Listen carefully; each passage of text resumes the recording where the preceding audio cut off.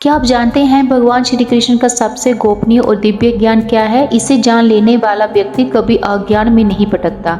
आइए जानते हैं भगवत गीता के 9वें अध्याय में। नमस्ते, आज हम सुनेंगे भगवत गीता का 9वां अध्याय राजविद्या राजगुह योग, जिसमें भगवान श्री कृष्ण अर्जुन को वे दिव्य और गूढ़ ज्ञान बताते हैं जो मनुष्य को जन्म मरण के बंधन से मुक्त कर सकता है।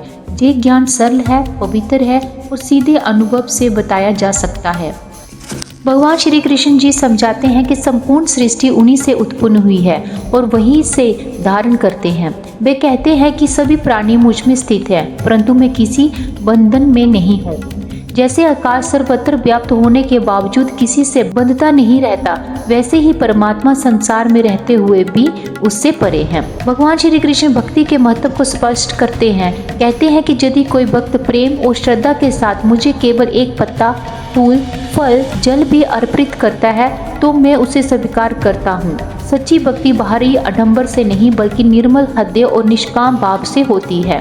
श्री कृष्ण जी बताते हैं कि जो केवल कर्म फल के लिए पूजा करते हैं वे पुण्य प्राप्त के लिए फिर संसार में लौट आते हैं, लेकिन जो भक्त पूर्ण समर्पण के साथ मेरी शरण में आते हैं वे जन्म मरण के चक्र से मुक्त हो जाते हैं, चाहे कोई भी वर्ग का हो। यदि सच्चे मन से भक्ति करता है तो वह परम गति को प्राप्त कर सकता है। भगवान श्री कृष्ण जी ये भी कहते हैं कि भक्त कभी नष्ट नहीं होता। जो मनुष्य हर काम को मुझे समर्पित कर देता है और सुख दुख लाभ हानि जय पराजय में सामान्य भाव रखता है, वही वास्तव में मुझे प्राप्त करता है। ऐसे भक्त की रक्षा स्वयं भगवान करते हैं। अंत में श्री कृष्ण जी कहते हैं कि अपने मन को मुझ में लगाओ, मेरे भक्त बनो, मुझे नमस्कार करो और मुझे ही अपना लक्ष्य मानो।